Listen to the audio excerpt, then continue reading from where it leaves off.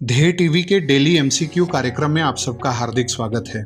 इस कार्यक्रम में हम आईएएस, पीसीएस और अन्य प्रतियोगी परीक्षाओं के बहुविकल्पीय प्रश्नों, उनके उत्तर और उनकी व्याख्या पर चर्चा करते हैं। तो शुरू करते हैं आज का पहला सवाल। निम्नलिखित कथनों पर विचार करें। पहला, सीसा आधारित पेट्रोल यानी लेड पेट्रोल का इस्तेमाल दुनिया में हर जगह खत्म हो गया है।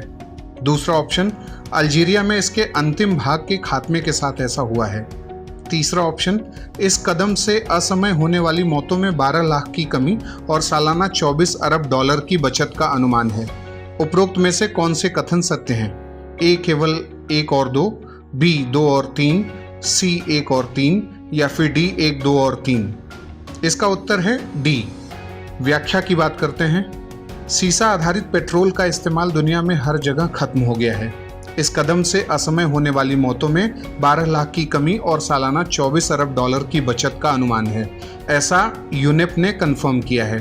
संयुक्त राष्ट्र पर्यावरण कार्यक्रम ने कहा है कि दुनिया भर से लेड पेट्रोल का इस्तेमाल खत्म कर दिया गया है। लगभग 1 सदी पहले डॉक्टरों ने लेड आधारित तेल के खतरों के प्रति चेतावनी जारी की थी।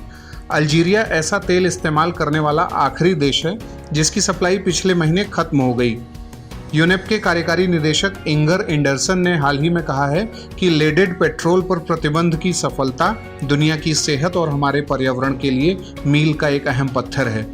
इस पेट्रोल के इस्तेमाल का असमय होने वाली मौतों, मिट्टी की खराब सेहत और वायु प्रदूषण से सीधे संबंध के बावजूद 2 दशक पहले तक भी 100 से ज्यादा देश लेडेड पेट्रोल का इस्तेमाल करते थे। अब बात करते हैं दूसरे सवाल की। भारतीय कृषि वैज्ञानिकों ने हाल ही में अपने एक अध्ययन में पाया है कि देश के अन्य हिस्सों में उगाई जाने वाली खीरे की सफेद गूदे की किस्मों के मुकाबले नारंगी गूदे वाले खीरे की किस्म कैरोटीनॉइड सामग्री यानी प्रो विटामिन ए के मामले में 4 से 5 गुना अधिक समृद्ध होती है। यह नारंगी गूदे वाली किस्म भारत के किस क्षेत्र में बहुतायत में पाई जाती है? ऑप्शंस हैं ए दक्षिण भारत, बी मध्य भारत, सी पूर्वोत्तर भारत या फिर डी पश्चिमी भारत। इसका उत्तर है सी। व्याख्या देखते हैं।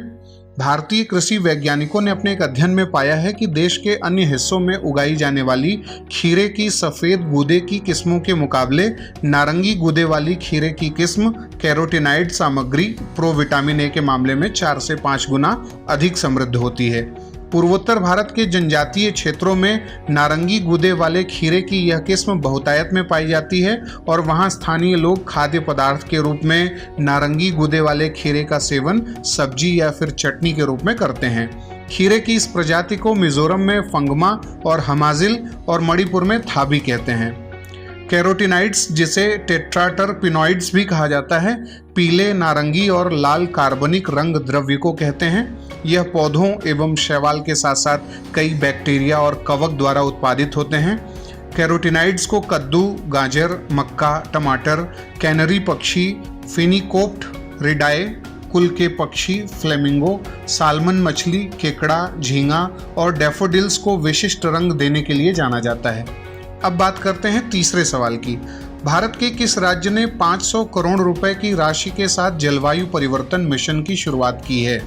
ऑप्शंस हैं A Uttarakhand, B Himachal Pradesh, C Jammu and Kashmir या फिर डी तमिलनाडु। इसका उत्तर है डी यानी तमिलनाडु। व्याख्या देखते हैं। तमिलनाडु विधानसभा में 2021-2022 का बजट पेश करते हुए तमिलनाडु के वित्त मंत्री द्वारा 500 करोड़ रुपए की राशि के साथ तमिलनाडु क्लाइमेट चेंज मिशन की घोषणा की गई है। इसके तहत व्यापक स्तर पर वृक्ष लगाने के कार्यक्रम को भी चलाया जाएगा। इसमें सार्वजनिक और निजी क्षेत्र की संस्थाएं भाग लेंगी और पीपल्स पार्टिसिपेशन के साथ 10 वर्षों तक इस मिशन पर काम किया जाएगा। इस मिशन के तहत यह लक्ष्य भी तय किया गया है कि तमिलनाडु के कुल भू क्षेत्र के 33% हिस्से पर वनावरण और वृक्ष आवरण यानी ट्री कवर और फॉरेस्ट कवर हो सके। अब बात करते हैं चौथे सवाल की। लोकसभा और विधानसभा चुनावों के लिए निर्वाचन क्षेत्रों की सीमाओं के निर्धारण हेतु संविधान के किस अनुच्छेद के तहत केंद्र सरकार द्वारा प्रत्येक जनगणना के पश्चात परिसीमन आयोग यानी डिलिमिटेशन कमीशन का गठन किया जाता है? ऑप्शंस हैं ए अनुच्छेद 79, बी अनुच्छेद 82, सी अनुच्छेद 84 या फिर डी अनुच्छेद 87। इसका उत्तर है बी। हाल ही में जम्मू कश्मीर की पूर्व मुख्यमंत्री महबूबा मुफ्ती ने दावा किया है कि राज्य में परिसीमन के जरिए लोगों की शक्तियां कम करने की कोशिश की जा रही है। उनका कहना है कि भारतीय प्रधानमंत्री द्वारा आहूत सर्वदलीय बैठक के 2 महीने बाद वास्तविकता यह है कि कुछ हुआ नहीं है। इस स्टेटमेंट के बाद परिसीमन की प्रक्रिया सुर्खियों में आ गई है। परिसीमन से तात्पर्य किसी राज्य में विधानसभा और लोकसभा चुनावों के लिए निर्वाचन क्षेत्र की सीमाओं का निर्धारण करना है। परिसीमन की प्रक्रिया में सामान्यतः लोकसभा या विधानसभा की सीटों में बिना कोई परिवर्तन किए उनकी सीमाओं का पुनर्निर्धारण किया जाता है। परिसीमन अधिनियम के लागू होने के बाद राष्ट्रपति द्वारा परिसीमन आयोग की नियुक्ति की जाती है और यह संस्था निर्वाचन आयोग के साथ मिलकर कार्य करती है। परिसीमन आयोग की अध्यक्षता उच्चतम न्यायालय के एक अवकाश प्राप्त न्यायाधीश द्वारा की जाती है और इसके अतिरिक्त इस आयोग में जो शामिल होते हैं सदस्य वो हैं मुख्य निर्वाचन आयुक्त या मुख्य निर्वाचन आयुक्त द्वारा नामित कोई निर्वाचन आयुक्त और संबंधित राज्यों के निर्वाचन आयुक्त। अब हम बात करते हैं 5वें सवाल की। हाल ही में भारत के किस राज्य ने अपने यहाँ की विशिष्ट जनजातियों की स्थिति के परीक्षण और उसके आधार पर उनके लिए बजट हेतु 7 उप समितियों यानी सब कमिटीज के गठन का निर्णय लिया है? ऑप्शंस हैं ए छत्तीसगढ़, बी गुजरात, सी असम या फिर डी त्रिपुरा। इसका उत्तर है सी यानी असम। अब हम व्याख्या देखते हैं। असम के मुख्यमंत्री द्वारा हाल ही में राज्य के चाय बागानों की जनजातियों की मांगों और उनके कल्याण के लिए वर्तमान स्थिति के परीक्षण के लिए 7 उप समितियों के गठन का निर्णय लिया गया है।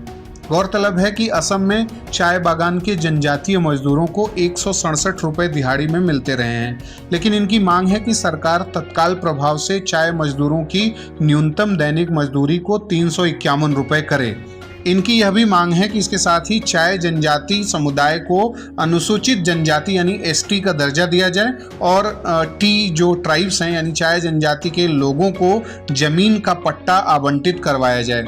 यहाँ यह भी उल्लेखनीय है कि केंद्र सरकार ने इस बार देश के बजट में चाय बागानों में काम करने वाले मजदूरों के लिए 1000 करोड़ रुपए की विशेष योजना की घोषणा की है। अब हम देखते हैं 6वां सवाल। अपने राज्य के निवासियों को निःशुल्क जल प्रदान करने वाला भारत का पहला राज्य बना है। Option A Himachal Pradesh, B Goa, C Uttarakhand या फिर डी छत्तीसगढ़। इसका उत्तर है बी यानी कि गोवा। हाल ही में गोवा भारत का पहला राज्य बना है जिसने save water to get free water scheme की शुरुआत करते हुए राज्य के निवासियों को निःशुल्क जल प्रदान करने की दिशा में काम करना शुरू किया है। इस स्कीम के तहत प्रत्येक हाउस होल्ड को निःशुल्क 16,000 लीटर तक जल उपभोग करने की सुविधा दी गई है। 1 सितंबर से गोवा ने वाटर बिल्स में कटौती करने का निर्णय लिया है और गोवा के मुख्यमंत्री का कहना है कि 1 सितंबर से राज्य के 60% हाउस होल्ड को 0 वाटर बिल मिलेगा। अब हम देखते हैं 7वां सवाल। निम्नलिखित कथनों पर विचार करें। अर्बन कोऑपरेटिव बैंक से जुड़ी दिक्कतों का समाधान करने के लिए रिजर्व बैंक की तरफ से बनाई गई कमेटी ने अपनी रिपोर्ट सौंप दी है। दूसरा ऑप्शन, इस रिपोर्ट में आरबीआई की कमेटी ने छोटे अर्बन कोऑपरेटिव बैंकों को आगे बढ़ने में मदद करने के लिए अम्ब्रेला बॉडी यानी umbrella body for urban banks का सुझाव दिया है। उपरोक्त में से कौन से कथन सत्य हैं? ए केवल 1, बी केवल 2, सी 1 और 2 दोनों या फिर डी न तो 1 न ही 2। इसका उत्तर है सी। व्याख्या की बात करते हैं। अर्बन कोऑपरेटिव बैंक से जुड़ी दिक्कतों का समाधान करने के लिए रिजर्व बैंक की तरफ से बनाई गई कमेटी ने अपनी रिपोर्ट सौंप दी है और इस रिपोर्ट में आरबीआई की कमेटी ने छोटे अर्बन कोऑपरेटिव बैंकों को आगे बढ़ने में मदद करने के लिए अम्ब्रेला बॉडी का सुझाव दिया है। कमेटी की तरफ से सौंपी गई रिपोर्ट के मुताबिक अर्बन कोऑपरेटिव बैंक में डिपॉजिट के आधार पर 4 टियर स्ट्रक्चर होना चाहिए। इसके आधार पर ही कैपिटल एडिक्वेसी रेशियो और रेगुलेटरी नियम लागू होने चाहिए। इसके अलावा रिपोर्ट में बताया गया है कि इन 4 कैटेगरी में टियर 1 कैटेगरी के लिए 100 करोड़ तक का डिपॉजिट, टियर 2 के लिए 100 से 1000 करोड़ रुपए तक का डिपॉजिट और टियर 3 कैटेगरी के लिए 1000 से 10,000 करोड़ रुपए और 10,000 करोड़ से ज़्यादा का डिपॉजिट वाले अर्बन कोऑपरेटिव बैंकों को टियर 4 कैटेगरी में डालना चाहिए। अब बात करते हैं 8वें सवाल की। निम्नलिखित में से किसने हाल ही में हिम तेंदुओं यानी स्नो लेपर्ड को राज्य पशु और काली गर्दन वाली सारस को राज्य पक्षी घोषित किया है? ऑप्शंस हैं ए अरुणाचल प्रदेश, बी जम्मू कश्मीर, सी लद्दाख और डी लेह। इसका उत्तर है सी। व्याख्या की बात करते हैं। जम्मू कश्मीर राज्य के पुनर्गठन के लगभग 2 साल बाद लद्दाख प्रशासन ने हिम तेंदुओं को राज्य पशु और काली गर्दन वाले सारस को राज्य पक्षी घोषित किया है। इस संबंध में केंद्र शासित प्रदेश के वन, पारिस्थितिकी और पर्यावरण विभाग की ओर से अधिसूचना जारी की गई है। काली गर्दन वाली क्रेन जहां पूर्वी लद्दाख में पाई जाती है, वहीं हंगुल कश्मीर में। लद्दाख में अब माना गया है कि अलग अलग प्रशासनिक प्रभागों में विभाजन के बाद काली गर्दन वाली क्रेन अब केंद्र शासित प्रदेश जम्मू एंड कश्मीर के लिए राज्य पक्षी नहीं हो सकती और हंगुल अब लद्दाख का राज्य पशु नहीं हो सकता है। अब बात करते हैं 9वें सवाल की। यूनिसेफ द्वारा बच्चों पर केंद्रित क्लाइमेट रिस्क इंडेक्स जारी किया गया है, जिसमें भारत को कौन सा स्थान दिया गया है? ए 15वां, बी 22वां, सी 26वां या फिर डी 28वां? इसका उत्तर है सी यानी 26वां। यूनिसेफ द्वारा बच्चों पर केंद्रित क्लाइमेट रिस्क इंडेक्स जारी किया गया है, जिसमें भारत सहित उन देशों को जलवायु परिवर्तन के मामले में सबसे ज़्यादा जोखिम यानी बाढ़, वायु प्रदूषण, चक्रवात, लू वाले देशों में शामिल किया गया है, जहां जलवायु परिवर्तन कई तरह से बच्चों के वर्तमान और भविष्य पर असर डाल रहा है। इस सूची में भारत का स्थान 26वां है, पाकिस्तान 14वें, बांग्लादेश 15वें और अफगानिस्तान 25वें स्थान पर है। भारत सहित दुनिया के 1 अरब से ज़्यादा बच्चों पर जलवायु परिवर्तन का गंभीर खतरा मंडरा रहा है। यूनिसेफ की नई रिपोर्ट के अनुसार भारत उन 4 दक्षिण एशियाई देशों में शामिल है जहां बच्चों को उनके स्वास्थ्य, शिक्षा और सुरक्षा पर जलवायु परिवर्तन के प्रभावों का सबसे अधिक खतरा है। रिपोर्ट के मुताबिक भारत, पाकिस्तान, बांग्लादेश और अफगानिस्तान पर जलवायु परिवर्तन का संकट सबसे अधिक है। अब बात करते हैं आज के अंतिम सवाल की यानी 10वें सवाल की। खाद्यान्न संकट का सामना कर रहे किस देश ने हाल ही में खाद्य आपातकाल यानी फूड इमरजेंसी की घोषणा कर दी है? ए वेनेजुएला, बी अफगानिस्तान, सी श्रीलंका या फिर डी पाकिस्तान? इसका उत्तर है सी यानी श्रीलंका।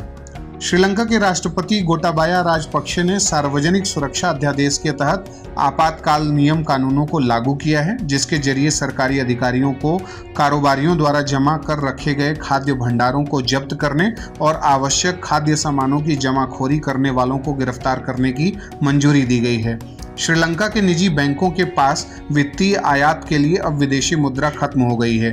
श्रीलंका का विदेशी मुद्रा भंडार जुलाई 2021 के अंत तक गिरकर 2.8 अरब डॉलर तक पहुंच गया, जबकि नवंबर 2019 में मौजूदा सरकार के पदभार संभालने के समय यह 7.5 अरब डॉलर था।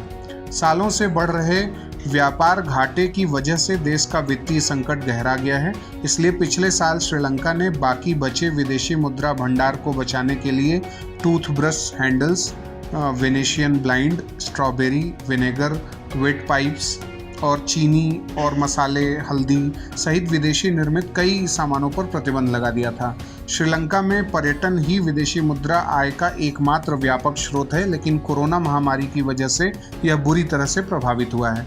इस साल श्रीलंका को 1.5 अरब डॉलर के 2 विदेशी ऋणों का भुगतान करना है, जिन्हें अगले 12 महीनों तक चुकाया जाना है। श्रीलंका पहले ही 1.3 अरब डॉलर का भुगतान कर चुका है और यह ऋण स्थानीय कर्ज के इतर है। वहीं श्रीलंकाई रुपया लगातार गिर रहा है और इसका अवमूल्यन सर्वकालिक उच्च स्तर पर पहुंच चुका है, जिससे ऋणों का भुगतान करना और महंगा हो जाएगा। एक और रिपोर्ट के मुताबिक 2020 में मुद्रित 650 अरब श्रीलंकाई रुपए में से 213 अरब श्रीलंकाई रुपए का इस्तेमाल विदेशी कर्ज चुकाने में किया गया, जिससे विदेशी मुद्रा भंडार लगभग समाप्त हो गया। वहीं ट्रेजरी बिल ऑक्शन सफल न होने के बाद 22 अगस्त को श्रीलंका के केंद्रीय बैंक ने 29 अरब श्रीलंकाई रुपए का मुद्रण भी किया है। तो ये था आज का हमारा डेली एमसीक्यू कार्यक्रम। एक नए डेली एमसीक्यू प्रोग्राम के साथ फिर से हाजिर होंगे। नमस्कार।